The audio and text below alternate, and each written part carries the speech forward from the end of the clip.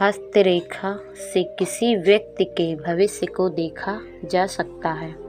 ज्योतिष की इस विधा को सीखना आसान है। बस हमें हथेली पर बनने वाली रेखाओं की जानकारी और उभरे हुए पर्वतों के बारे में मालूम होना चाहिए। हथेली देखते समय आपको सबसे पहले अंगुलियों, अंगूठे और उसकी हथेली की बनावट को देखना चाहिए। इन दोनों हाथों की रेखाओं और उनकी बनावट के बीच का अंतर समझने की ज़रूरत है।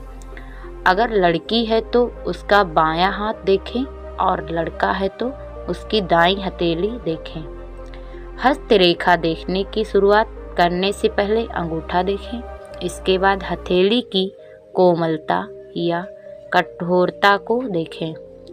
हाथों का अध्ययन आप जितनी गहराई और ध्यान से करेंगे, आपका भविष्य फल उतना ही सटीक और सही होगा।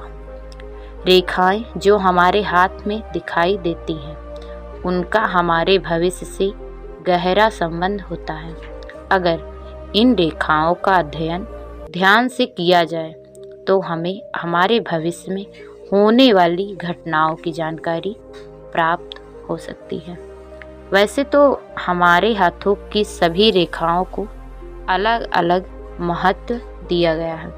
किसी व्यक्ति के पूरे जीवन काल में उसे कितना मान, सम्मान और पैसा मिलेगा, इन सब की भी जानकारी रेखाओं के अध्ययन से मालूम की जाती है। लेकिन इसके लिए हमें हथेली की रेखाओं का ज्ञान होना आवश्यक है। हथेली पर बनने वाली प्रमुख रेखाएं। हृदय रेखा हथेली की ऊपर हिस्से और उंगलियों के नीचे होती है। यह छोटी उंगली से शुरू होती है और तर्जनी उंगली की तरफ बढ़ती है। मस्तिष्क रेखा की शुरुआत तर्जनी उंगली के नीचे से होती है, जो बाहर से किनारे की ओर बढ़ती जाती है। जीवन रेखा अंगूठे और तर्जनी के बीच से निकलती है और कलाई की तरफ यानी मणिबंध तक बढ़ती है।